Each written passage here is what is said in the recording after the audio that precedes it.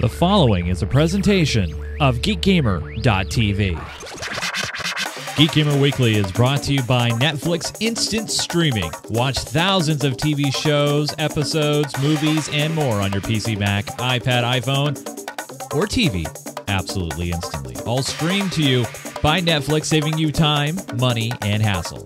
For a free 30-day trial, please go to netflix.com/geekgamer.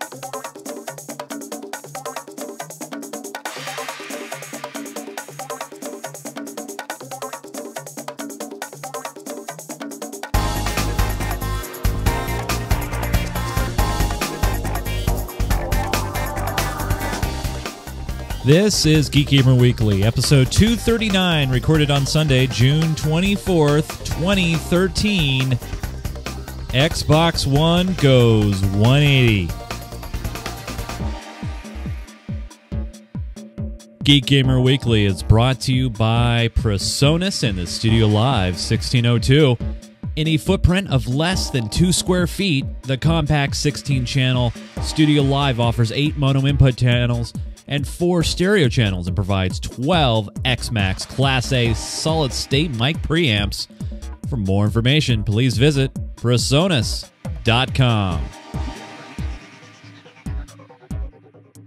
Hey everybody, welcome again to another edition of Geek Gamer Weekly. This is the Uber podcast for geeks and gamers. Welcoming you back again to another edition of this lovely show. Episode number 239 of a continuing, ongoing saga and series of train wrecks. My name is Chase Nunes, and I am orchestrating this charade, if you will, as we talk about the latest in gaming and technology this week. Joining us, as always, except for last week, John was not here, but he is here this week. Hi, John. Hi. Did you guys... Yeah. I got a message last week that there was no show. Well, it turned into a show, sort of. Bowen Currens, pinball extraordinaire, sent me a message saying, hey, Chase, no show tonight? I'm like, well, unfortunately, Joe couldn't make it, and I couldn't get a hold of you. So basically, I canceled the show. And then at the last second, Bowen's like, well, let's do a pinball show. Oh. So I got him. And I got Greg Dunlap, another pinball extraordinaire from Portland. And we did a pinball episode last week. And we threw it together last second, and it was a lot of fun. Cool. So you guys did do something. We did do something, yes. How are you doing? Just ducky. Cool. And you have an appointment now to get a Nexus Pass. Yes. We'll talk about that later. Months. we got plenty of time to talk about this between now and that appointment. Joining us as well from the Oregon Bureau of Technology, Gaming Research and Development. It says so on Joe's lower third. Joseph Falbey. Hey, Joe. What's up? Hey, how's it going? How's it shaking? It's good. What's behind you? If for those who are watching the video, they see a relic behind your left shoulder or the right side of your screen. It's kind of hard to see right here. That is my Virtual Boy. Oh, I thought it was an Oculus Rift. No. Well, okay. Oculus Rift first gen, I guess. Yeah. Oh, okay. Oh, fair enough. The original prototype. No, it is a working Virtual Boy. I have a bunch of games for it, too. The only drawback to that, Joe, is if you're using it and playing it, the Virtual Boy, that is, after like 10 minutes, you start seeing red for a very long time. It kind of burns into your retinas, doesn't it? You're supposed to take a break, I think, every 15 to 20 minutes of gameplay. But then they say that about every game that's out there. That's true. And I've played it. Once you get it focused right, I mean, obviously I've played it. Once you get it focused right, it's not that bad.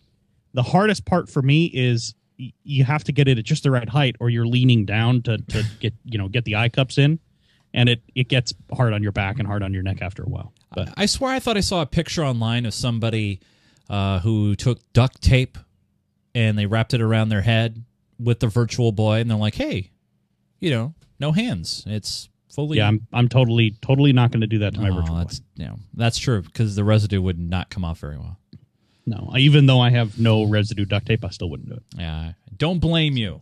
So, Joe and John and everybody out there, we're going to be doing an episode called Geek Gamer News. We're going to chat about the top news of the week and maybe the month. We'll kind of look at things and kind of discuss some of the big top stories. And joining us with the Apple stories this week would be Joe. And Joe, there was a small, minor little conference that took place in the San Francisco Bay Area by a small little fruit company called Apple. Yeah, that's close. That's the French branch. Okay. No, they had something called WWDC, right? And right, yeah, WWDC. It was at I believe the Moscone Convention Center, in San Francisco. That's right. Close enough. Whatever. I've been there, so you know the Moscone. I've been to the conference center. I went to a Macworld back in '98 or '99. I can't remember when. Anyway, so yeah, they introduced a bunch of stuff. The biggest thing everybody was expecting and they received was an iOS 7 release, or a beta release now, anyway, for Joe, developers. Yes. To be fair, this is really what a lot of jailbreakers have been doing for a while. I mean, if you're a jailbreaker, this looks like SB settings to me, but in reverse.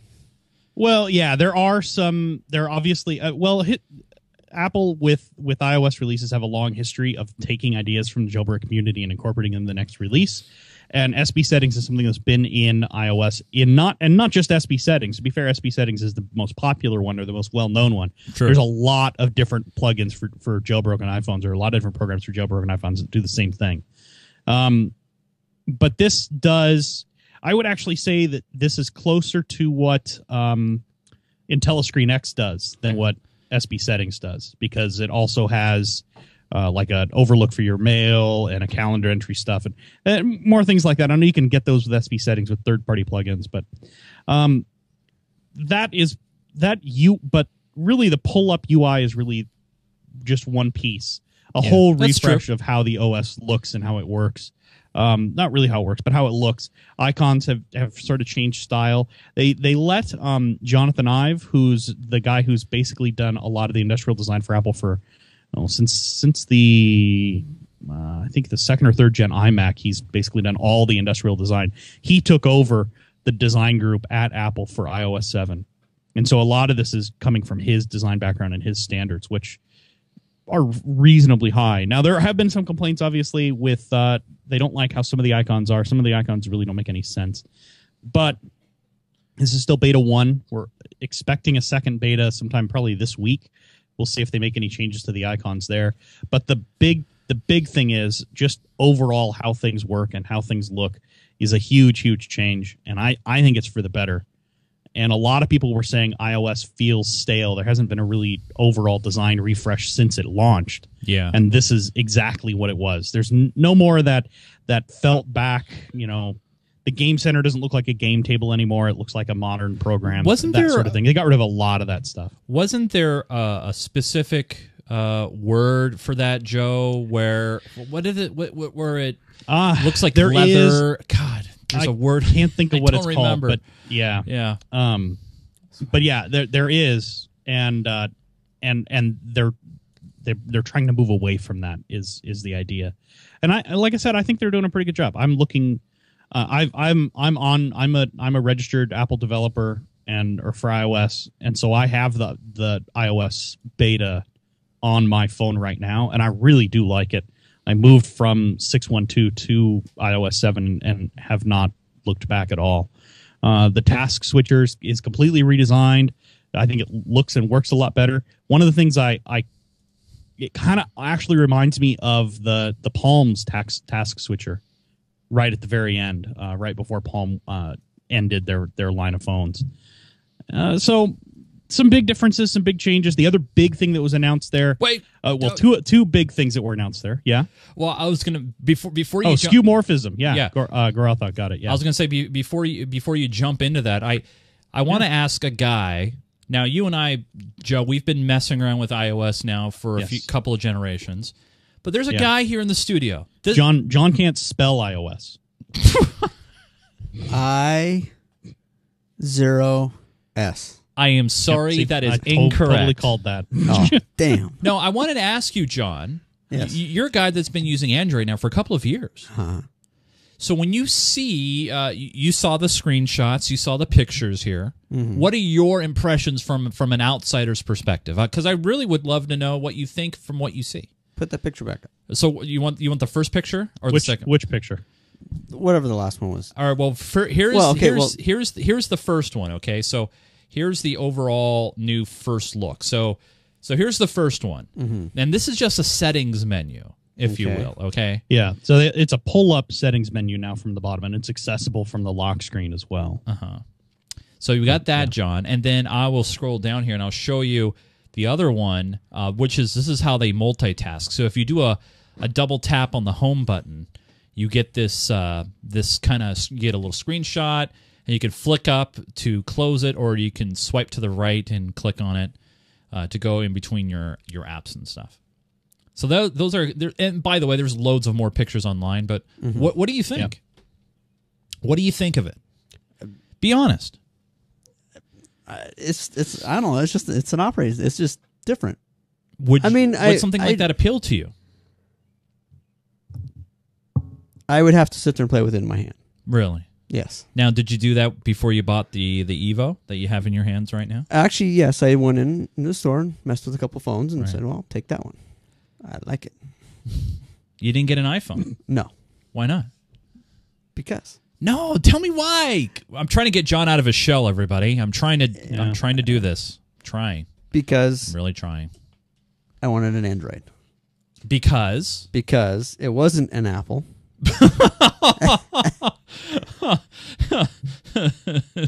Joe. What? Do you hear this? Yeah. Oh, yeah. No, you know what? John is entitled to his opinion, as wrong as it may be. That's fine. You know, it's hard to, you know, it's really hard to there are some people who are really stuck on a specific phone, and they have to have a phone and have to have a certain thing. What? This is directed at you, John. So it's not specifically directed at him. It's mostly directed just at everybody who I think everyone who is an iPhone and iOS hater who have never tried using one, have never been exposed to one, have never given it a try. I don't ever take anything they say at value, because if they're not willing to at least give something a try, whether they like it or not doesn't matter. They have to be willing to try it. They don't really have any feet to stand on. You know what I think we should do, Joe? Here's what I think we should do. Well, I have an idea. No, back that up though. You know, it's like okay. Yeah. Like I've had in the past, like Chase to be like, "Oh, here, look at this," and he hands me his phone, and I'm looking at it like, "All right, what do I do with this?" You know, I've had limited experience with the regular iOS on my old boss from firefighting. All his stuff was Apple. I'd be over. He's like, "Well, hey, can you do this for me and stuff?" And I'd be looking at it like, "Well, I mean, where's this? Where's that?" You know, I've got really limited experience. You know, and to me, it's just, you know, I don't. Let's say generally when I'm trying to do something, I don't want to sit there for 15, 20 minutes trying to figure out how to use it. Well, let me ask you this. But at the same time, yes, I had to figure out using my phone. It didn't. I mean, that was different. Just I haven't had good experience, or anything I've had to use with Apple, it's always left me with a nah. What was your first impression with Apple? When was your very first impression with Apple? Well, no. I mean, well, you can't. I mean, well, you should say iOS. Because if you say my first impression with Apple, I'm thinking, because that'd be go back to Apple IIe day. What was your first impression with iOS? What the hell? Really? It's like, I was like, well, you're like going, okay, I get this mouse in my hand. Well, where's the right, like. But that's not iOS. Okay, what would that be? That would be OS X. That would be OS. Mac OS. Oh, okay. Well, just Mac OS. Not really OS 10, depending on when. Yeah. That's true. Yeah. But I mean, that was like in the last 5 years. Okay. But it's like, I don't know. I was kind of lost, sitting there looking at the screen. All right, well, where'd it? Not knowing where anything was. Because here's what I want to do, John. Here's what I propose. Now I know you're on you're on Sprint. Yeah. So I mean, I can't lend you my iPhone 4S for you to mess with because it would be pointless. But I will let you. You can use it as a Wi-Fi device, or as an iPod Touch. Or I also have an iPad Mini, and I would like you to take it home with you for a week. And I'm going to reset it to factory specs. You take it home, you mess around with it for a week, and you report back next week your experience. Actually give it a fair shot instead of picking it up and looking at it for 30 seconds and saying, none of these icons look like Google things, and then putting it down and going Now, to I know else. you're a tablet fan. I mean, what do you have there in front of you right now? Show it up to the camera. My Nook. You have a Nook. So you do use tablets, but you haven't had a full experience with iOS tablet anything before, right? No. Okay. So would you be willing, live here on the show, tell it to the whole wide world, would you, John Kessler, do it? Sure. All right, done. Now, do you want to do it? Do you want to do it on the phone? And it would just be an iPod. Do the iPad Mini. I'll do the iPad Mini. Okay. Do the iPad Mini. Fair enough. Because that's a lot more like the Nexus 7 that you used to have. Only, I think it's a lot easier to use. I mean, having both tablets. Like I said, that's the whole thing about if nobody's used it, I don't think they should be able to say anything about it. I've used all of them.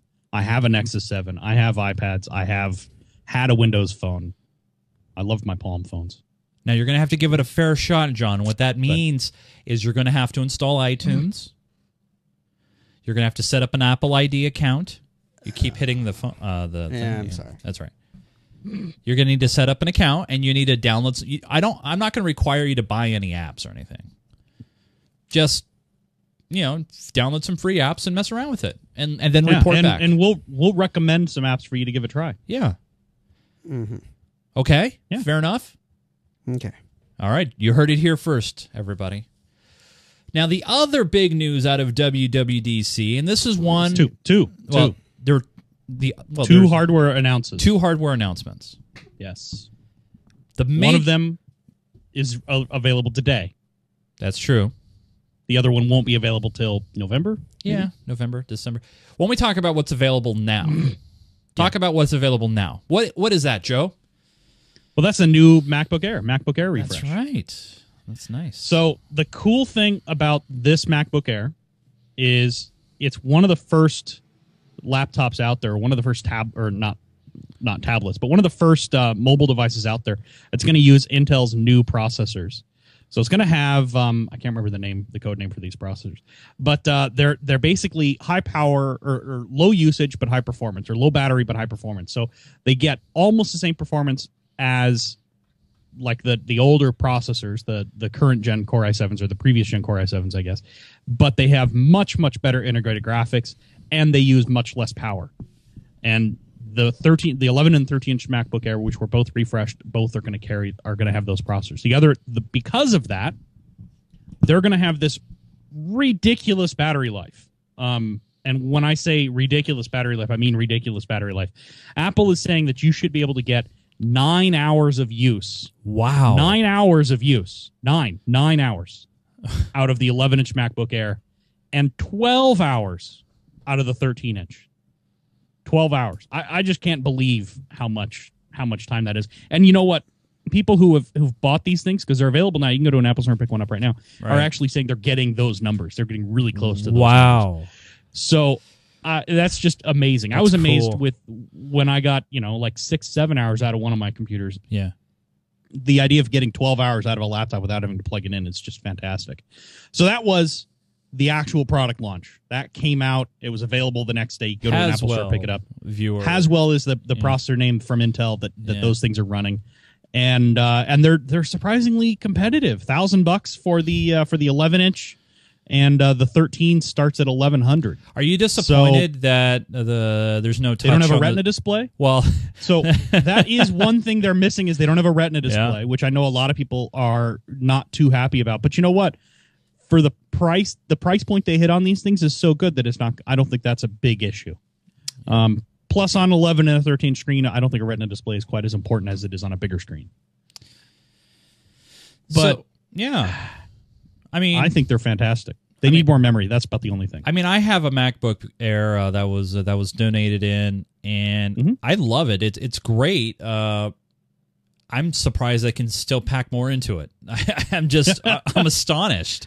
Yeah, and it's a really nice mini laptop. It's perfect, really. It works very well. A lot of it is the new processor line, the Haswell processor line coming out of Intel. It has a vastly improved 3D engine in it. The graphics sub-processor on it is really, really good. I mean, it's not like discrete video card good. You know, it's not ever going to be as fast as a high-end ATI card or a high-end Nvidia card, but it's really good for an integrated solution on a really thin, super light laptop. Right. And of course SSD storage. Oh, that's the other big difference on these is Apple's moving to entirely PCIe based SSD storage. So instead of the storage being hooked up to a SATA bus, it's directly into a PCI interface. So it's a faster throughput, right? Basically, way faster. Yeah. Benchmarks are seeing 700 megs per second. Wow. Yeah. So yeah, it's like all the way around. It's an outstanding machine, and you know, if I were in the market for a laptop right now, that is the direction I would be looking. I mean, it doesn't have all the same features as like a Retina MacBook, but it has enough, and the portability, the power, the life, everything like that is just fantastic. And the price, I just can't get over the price either. I've been trying to push everybody to buy one. Now, $1,000. It's still only $1,000. One final hardware announcement, and this was one that was really anticipated by a lot of people, including myself in the production community. And I gotta say, when I still to this moment have mixed feelings about it. And I know, John Kessler, you haven't seen this yet. Now, before I mention this, since John Kessler is not a Mac person, okay, John, you've seen my Mac Pro that I have under here on my desk, right? Underneath here, the silver tower. Yeah. And Apple has not really fully refreshed this platform for close to 3 years. All right. So they finally announced a refresh at the show. Okay, at the developers conference. In your mind, if you were doing a refresh of a computer platform, a towered platform, yeah, what's the picture in your head? What would that look like to you? Well, would you stick with the silver tower design? Would you maybe redesign it, a different kind of tower design? Would you have more PCI slots, less PCI slots? What would you do if you were Johnny Ive and you had the creativity and depends on unlimited money? A refresh now, like the one you have down there. Yeah. I mean, I guess it just depends on what the function. What its primary function is. What core group are they marketing to? They're looking at professionals that deal with video editing and video production. Programmers, not so much per se, but I mean, really just like desktop publishing, graphics arts related. Graphic arts. So obviously, they're going to want to beef up, internal memory. Right. Yeah. Yep. Definitely a good hefty processor. Right. Yeah. Okay. I would imagine, a few expansion slots to some degree. Okay. Would you throw in any of the newer connectivities, like maybe USB 3 or Thunderbolt or anything like that? Probably. Okay. Because you got to be forward thinking on that. Of course. Now, John, what if I told you? What if I told you that the new design, the brand new design of the Mac Pro, and this is no joke, you're going to see this right now on the monitor, looked like this. Okay.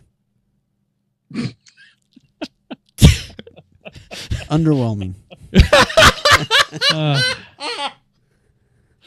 Oh, I set that up so well. Yeah. I'm serious, John. That is what it looks like. I am not joking. Part of me wishes I was, but this is the front side of the brand new Mac Pro. And Joe, maybe if you can get me a link real quick to the backside, I would show John the ports. I can give you a link to if I can find where I chat at you. Here you go. Yeah, that works. So this is Apple's official page on it. It's probably the easiest. If you go down to the right to expansion, there's a little dot on the right that'll say expansion. Just click on that. Okay. So this satisfies all the things that you said, John, right? More processor, more memory, more Well, connectivity. I would expect it to be, I mean, somewhat aesthetically pleasing. Well, how about if we point out that this thing is like 8 inches tall? it's 8 inches tall, and here's the expansion. You ready, John? That's it right there. There you go.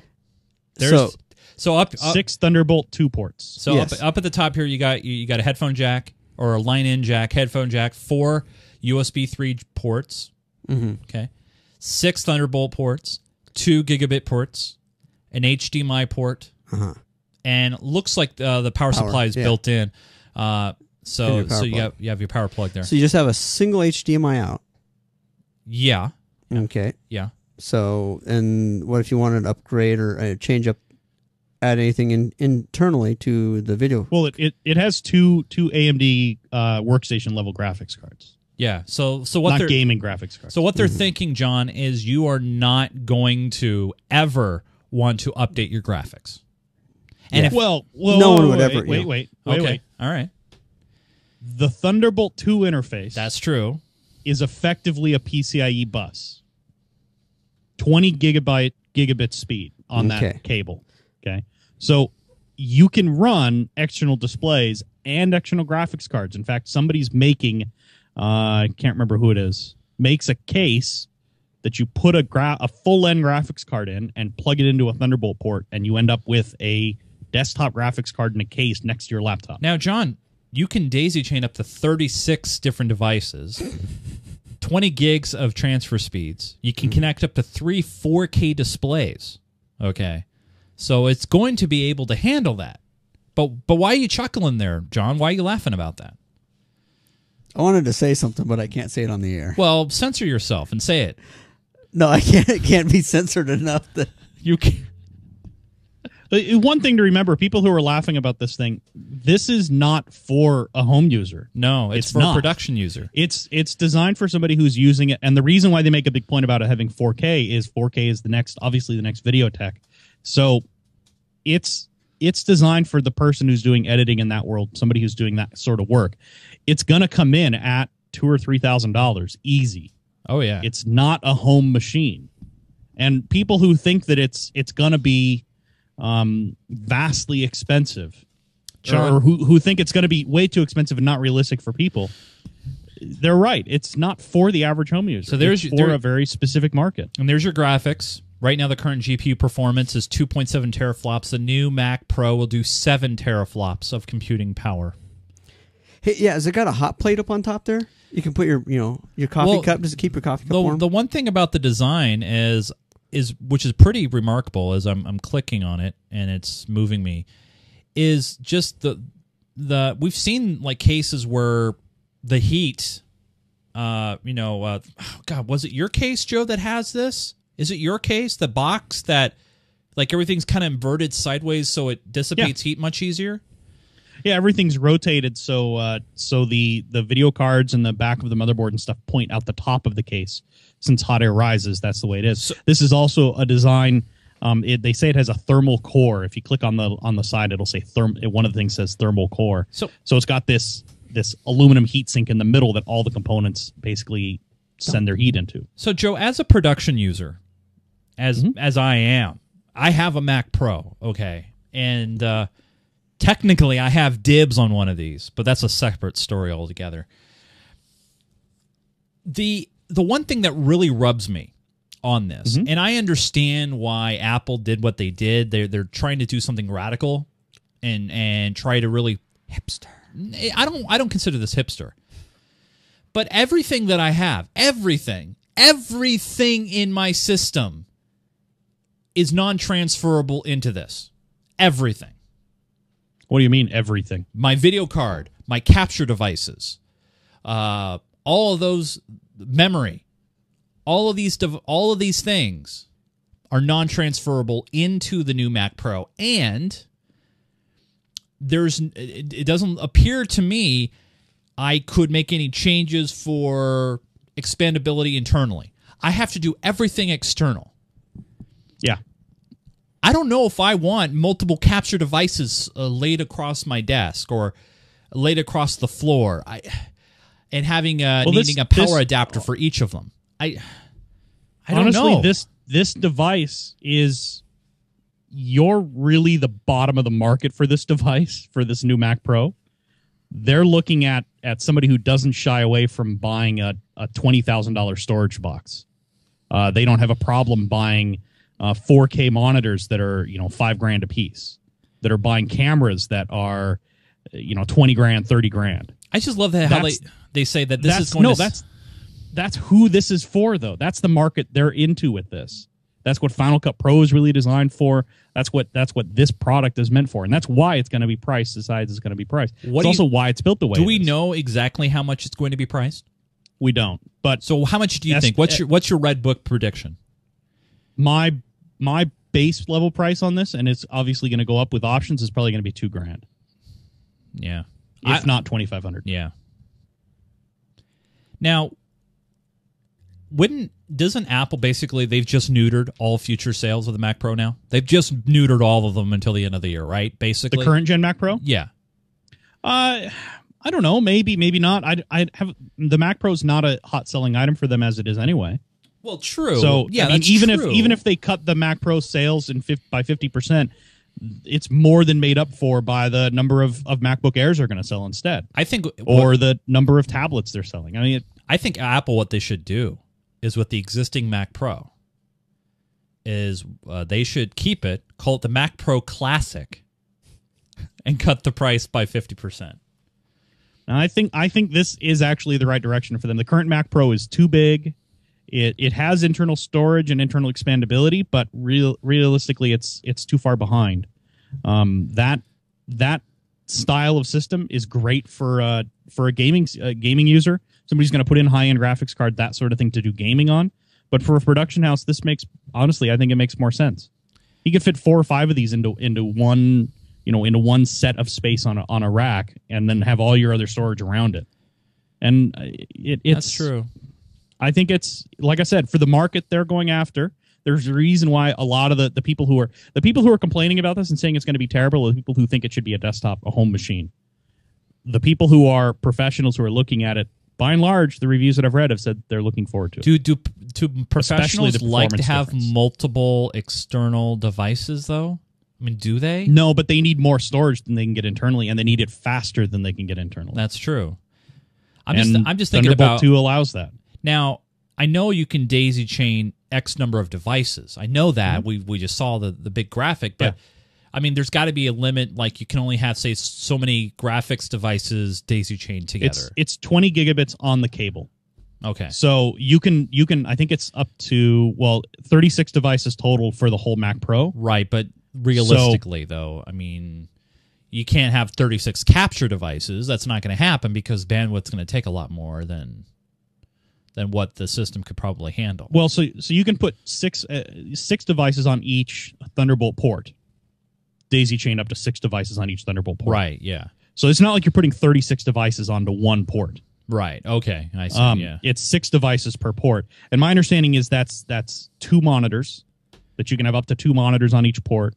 Capture cards, unless you're doing 4K video, even raw 1080p isn't not 20 gig. 20 gig should be plenty for several capture devices at 1080p. 720p, who cares? Do you know if the devices themselves would require separate power, or is that going to be also being able to be pulled across the Thunderbolt too?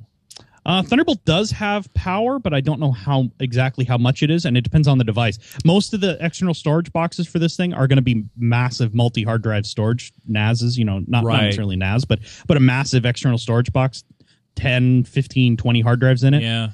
Those things are going to have external power. There's no way you're going to run it off that. The same thing for displays. The backlights require too much power. They're going to have external storage. I will say this. I as a Mac Pro user, I'm very happy to see that at least Apple is not going to be kicking this in the can, so to speak, and getting rid of the Mac Pro. They are revolutionizing it. They're changing it. I'm cautiously optimistic about it. And the one final thing we have to say about it is it will be assembled here in the United States. Yep. Which is really nice to see. Actually, some jobs brought back here to the U.S. to do this. So, looking forward to it. I am. I don't know if I will have one or not. We will see. My Red Book prediction on the base level price will be $3,000. I think. John Kessler, since you have no idea what you're talking about in this regard, I'm kidding. 5. You're saying 5. All right, fair enough. It's gonna be made in the U.S. All right. You got with U.S. Normal wage people instead of third world. Normal wage people. I'm referring to the cutthroat third world country slave labor that gets built on everything else gets built with. Now, outside of these big news stories of WWDC and E3, there were some other stories that was leaked out over the past couple of weeks. One of those being that Google has confirmed their acquisition, that they are going to be getting Waze, even though they did say that they're going to keep Waze independently right now. You're going to get a Waze with it? Oh, man. Anyway, but right now it is under review of the FTC, I believe, if that's correct, the Federal Trade Commission. Just making sure that everybody's doing it right and not being anti-competitive and stuff. Now, Joe, we've had Waze as a pick of the week here on the show. Yeah, I did Waze as one of my very first picks of the week. I think. What do you think about this? I don't know. We'll have to see. And I mean, there you have it. So if they keep it, well, if Google stays true and keeps it as an independent operation, but just takes a cut off the top, which is basically what I hope they're going to do. I don't see a big issue here. I think Waze is a good product, stands on its own. I understand why they would have joined with Google, because now they'll have access to that sweet Google money. But I sure hope it doesn't poison the product. I do like Waze. I use it quite a bit. How the social integration works now, I think, is pretty good. I don't know. I'm concerned, but hopeful. I will have to wait and see what happens over the next couple of years. But at least for now, it means nothing a whole lot is going to change. Yeah, I like the crowdsourcing aspect to Google Waze. There you go. That's what it's going to be called, right? To Waze a lot. And to see those features incorporated to, say, Google Navigation and Google Maps, I think that would be really great. So we'll see. I could see why Google would buy them. It's a pretty smart acquisition, and I could see why the FTC wants to review it. John probably has never heard of Waze and never uses it. What, John? I'm sorry, you have a cough? What? Yes. I've seen you heard of Waze. it when I did it as a pick of the week. That's true. No, I've seen you use it in your car on trips before. Okay. Yeah. So I've seen it. I don't use it because I don't go anywhere long enough that I need to have a GPS on my dash to tell me how to get there. That's true. I mean, like when you go to work, wouldn't it be nice to know there's an accident on 522 so you can take an alternate route? I don't have any. Or being Washington, that a bridge collapsed somewhere. Oh. Yeah. Actually, it's rebuilt now. I'm pretty much stuck with my one. What, Sean? I'm pretty much stuck with the one way for me to get to work. No, there's back roads. There are ways. There's one other way. There are ways. Always. There is always. I've gone the other way. It is not. You've gone the other way, John? Yes, I've gone both ways. It's not very nice. And on that Good night, everybody. Yeah.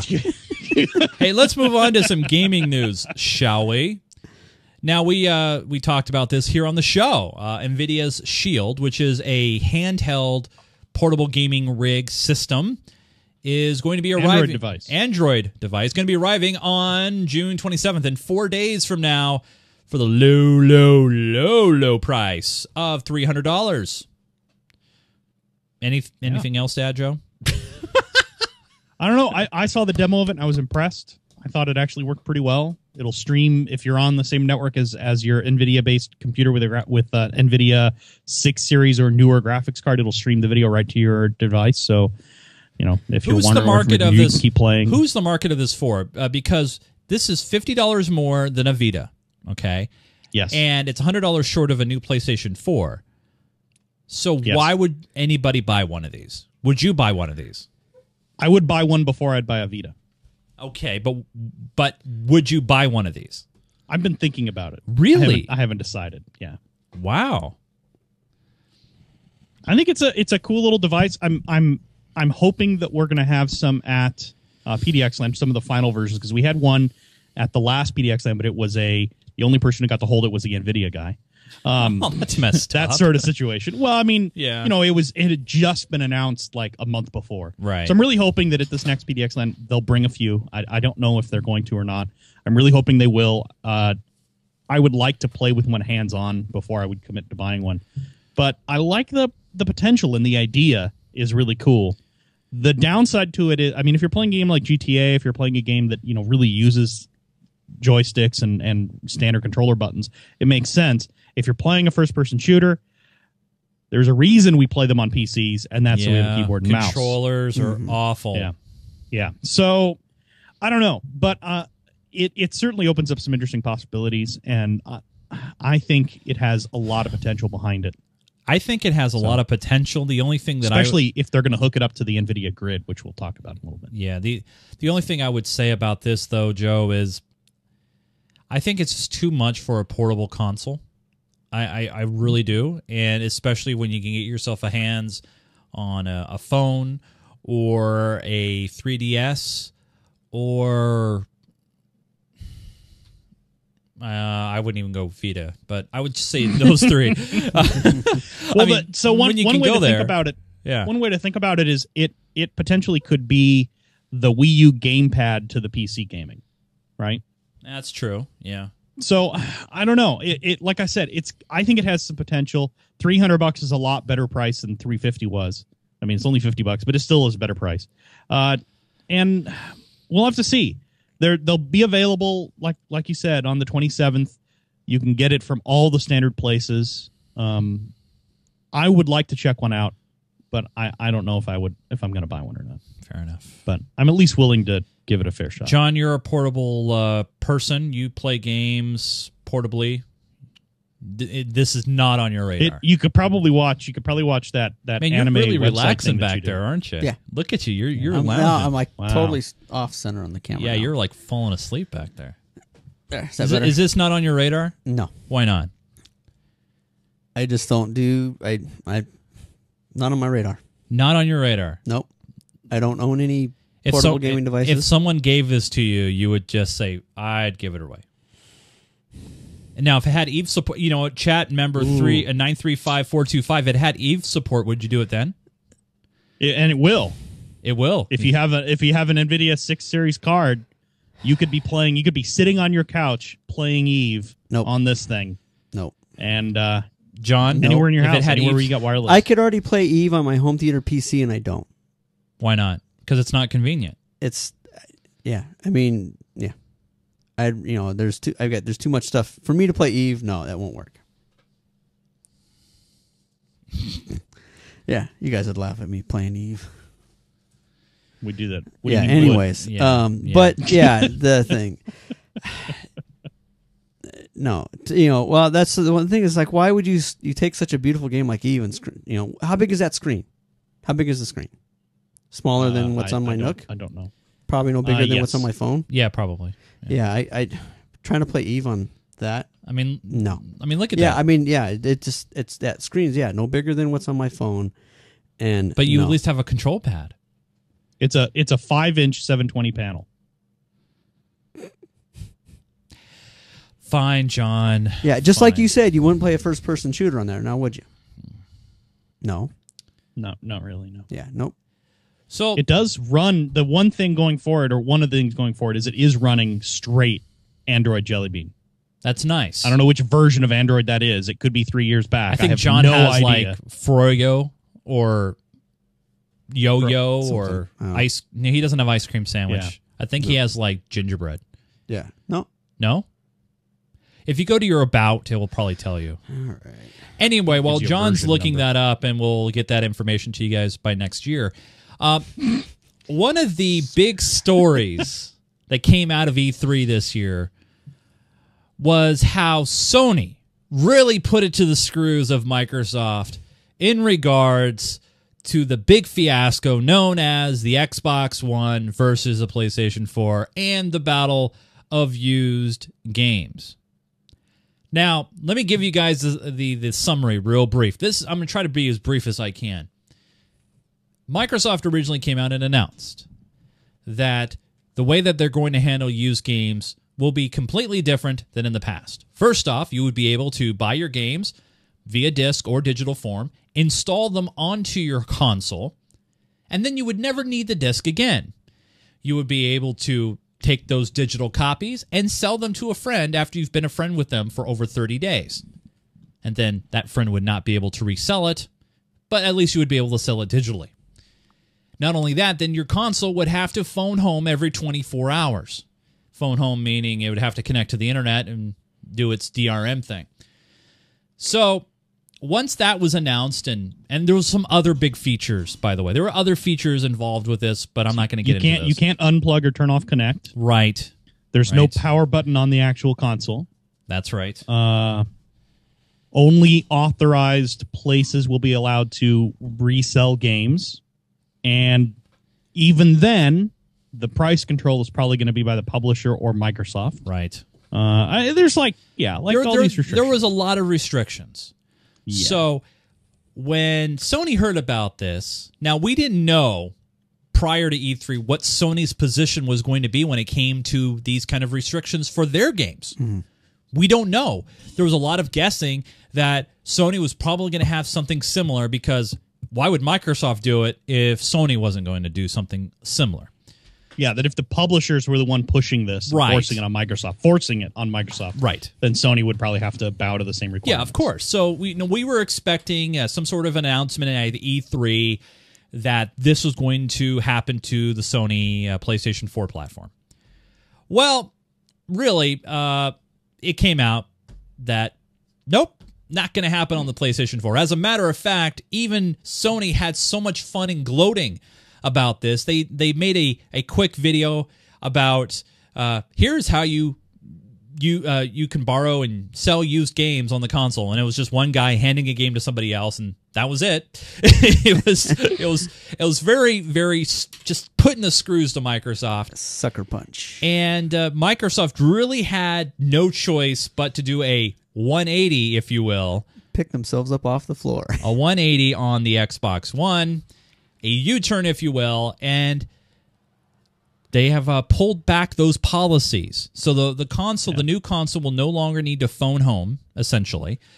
It will need a, quote, 0-day patch. So when you plug in the system, it will need to go online once, just once, to register, to patch some of these things, and they've done an about-face on this. So for me, I understand why Microsoft did this. I think, obviously, they took a huge hit in this regard. I think they could have handled it a lot differently and conveyed the message a little differently. I did like some of the features that the Xbox One would have had, like having your entire library up on the cloud. So if John got an Xbox One and I went over to his house, I could pull down all my games and play them on his console, and I wouldn't have to pack them in my bag or anything like that. I could just pull them down, and I would have them there. It's really cool. And actually, you could set up a family account system, so up to 10 accounts on Xbox Live Gold can have access to the same library. So let's say, John, myself, Joe, a whole bunch of friends, we could all have a family account, and we can check games in and out of those libraries. That's not going to be happening anymore.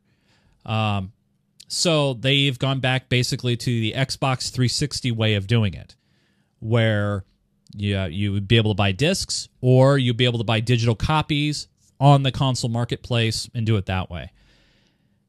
I already know in talking with Joe how he feels about this, but we're going to give him a chance to speak his mind here on the show. Joe, what do you think? I don't know. I think so.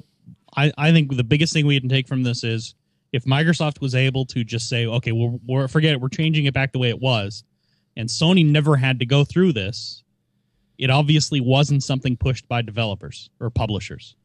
It was something Microsoft decided to do themselves, which means that anybody who had any trust that Xbox for Microsoft was really meant to be good for gamers and was really meant to be both a profitable product and something that makes gamers happy and they like and you know are on their side, should just throw that out the window. It's all about money for Microsoft, and as soon as they have the opportunity to do this again, they're going to do it, and they won't backpedal on it unless they can see it costing them serious dollar signs, which is what this is going to do. Right. I also think this is damage control at this point, and it's too little too late. I know a lot of people who've already basically sworn off on the Xbox One. They've said, nope, going to buy a PS4 for next gen. It doesn't matter since none of the libraries are backwards compatible at all. So you're basically starting over from scratch anyway. They'll keep their 360 around until Microsoft decides to shut those down, which they will. And then they'll play their PS4. Let me play devil's advocate with you for a minute, Joe. And now, I don't necessarily believe this, but I'm going to play a little bit of it. So first things first. Obviously, there was big backlash from the gaming community about what Microsoft was doing. A little bit. And Sony saw this, and they went to the publishers themselves. And they go, look, do you see this? Do you see this? If we do the exact same thing, we're going to get neutered. We're going to get killed. No one will buy any next-gen console. So we're going to exercise our existing contracts, and we're going to keep it the status quo. We're not going to make any changes. And so they went out and announced that everything's staying the same. So when they made that announcement, Microsoft went back to these developers and they go, look, we didn't convey the message quite right for what you wanted. So what we're going to do is we're going to revert just like Sony did. And they did. I think if Microsoft was able to, because we like Steam as a great example. We use Steam a lot. For PC, we try to make sure to buy all our games through Steam because we like having our digital libraries all in one place, having all of our games in one place. To have this on the console would not be anything different than what's happening on the PC, in my opinion. So they didn't really convey that message quite well. Everybody was focused on it. It has to phone home every 24 hours, and you know whoever does the PR over at Microsoft, they need to have a lesson on how to share the news because they didn't share it very well at all. And I think if the message was shared correctly, this could have went a different way. But how would you share that message correctly? I mean, what would be? Well, look what Steam does. I mean, they are able to do it just fine, right? And everybody loves you're Steam. You're talking about different markets. Yes. On a whole, the PC market is higher end than the console market. Right. And Steam is an online. And Steam is Steam. It's not like when you buy a Windows PC, you have one choice, Steam. You buy all your game on Steam. You don't have any other way to do it. You can't buy them physical copies. You can't buy them any other method. Obviously, that's not the case. What Microsoft was saying is, if you buy our console, you have to buy all the games the way we say you have to buy them. And when you buy those games, you can only use them the way we say you can use them. And when you buy them that way, or when you buy this console, you don't even bother thinking about buying this console unless you already have a broadband connection at home. So if you're an avid gamer who tries to play, loves their Xbox, plays multiplayer with friends, whatever, split screen, whatever, but you're out somewhere where you don't have a broadband internet connection, sorry, we don't care about you for this generation. You're on your own. See, that's a mistake. But go ahead, John. Yeah, because you can put Steam in the offline mode. Right. And you could have an offline mode for, a month. But don't you have to authenticate first before you can go into offline mode? You have to be on the internet for Steam. I mean, to install games on Steam in the first place. So when you're done with that, you just go up. But if you're going to a LAN party and there's not going to be internet or something like that, you can go up there and say go to offline mode. It'll switch your Steam client over to offline mode. Next time you start your computer up, you don't have to have internet connection. It won't matter. Yeah, I mean, you could be that way for a month. I mean, what would you? Yeah, right. Yeah. And that's the thing. Microsoft should have, and in my opinion, should have took lessons from the way Steam does it, and God forbid, even the way Origin does it. Yeah, and take the good things about how it works on those platforms and bring it over to the console. But the way that they were trying to bring it over to the console was completely what's the word? totalitarian, the totalitarian dictatorship. It didn't feel good. No, and well, the other thing is now when you guys are having the competitions, and you got like, a team's worth of Xboxes set up there, or two teams. Yeah. Do they always have every single one of those hooked to the internet? Well, they would if this. They would have to be. They would have to be. Yeah. Yeah, it would require. So now you got places that might not generally. Yeah, but that's relatively minor, though. I mean, when you look at the big picture of things. Yeah. Oh, okay, and then I would say the other issue I think that hasn't really been addressed is the question of Kinect. Microsoft is insisting that Xbox Kinect, which is basically a completely failed experiment, is now required and has to be plugged in, and it's the only way to use the Xbox and turn the Xbox on. And you still have a controller, but you have to talk to it to turn it on. You don't know if it's listening all the time or not. You don't know if it's recording video ever. And with this NSA thing that just came out and Microsoft being involved in that, it opens a whole bunch of other questions. So I'm not going to buy it simply for the fact that I don't like the idea of the Kinect. I never have. The only thing I think the Kinect might be good for is a 3D scanner. And it's for me, the whole console is poisoned because of Microsoft's attitude towards their consumers and the idea of being forced into having to connect on it. Yeah, well, that's true. The whole Kinect thing is a little weird how they're making it mandatory, and obviously they're selling it with every console. The other thing they're going to have to sell them separately, because what if you damage your Kinect, your new Kinect? Somehow, what if it falls off your TV and it cracks on the floor? Then what? Then your console won't work. I mean, that's just ludicrous. So even if they do sell it separately, until you replace it, you cannot use your Xbox. Yeah, see, that's ludicrous. So, or if your dog or your cat choose the cable. Yeah, or like somebody like Chase already has one. If he buys now, he's going to have two. What do you do? Sell it? No. Well, I just disconnect my current Kinect and use it on the computer as a 3D scanner. SDK, baby. Something actually worthwhile with it. Yeah. Yeah. No, I will say this. If Microsoft can obviously do an about face here, and Sony, we don't know if Sony had these kind of plans in place. We don't really know. Perhaps maybe down the road we'll have changes on both sides, where perhaps Microsoft will be like, well, the Kinect's not required, or better yet, just put duct tape over it. I don't know. It still has the microphone. Yeah, it's you just point it towards and the that's wall. the only way to turn it on. So, well, you got to be able to turn it on the controller too. Nope. No, my understanding is you have to tell the Xbox to turn on. Just aim it towards the wall. So it's always listening. It's just only going to listen for the word Xbox. That's all it's going to listen for is the word. I don't know how it only listens for Xbox, but that's and somebody what gets a Microsoft bird says. in there saying Xbox all the time. They think I think the Kinect. I think the Kinect is the Kinect is a really, really good way to get usage tracking for other things. Chase, you and I've talked about this in the past. Now with the Kinect, it can identify someone walking into the room. It can pretty much infer what age they are based on height. Yep. It can infer if they're male or female in general. I'm not saying it's 100%, but they can get a lot of really generalized information about everything that's happening in the room that it's pointed at. Yeah, it's true. Yeah, one of our viewers said it was like, they can say, hey, wait a minute, you got 15 people in there watching that movie. We want more money. Well, I mean, whatever. It just raises too many questions. I don't know. I'm not planning on buying. I might buy a Wii U. I know that's kind of bad, but I might buy a Wii U. Did you see the preview for the new Super Mario console? Did you see the preview for the new Super Mario game? By the way, I haven't yet. They debuted it on Jimmy Fallon on Friday, and I was like, I want that so bad.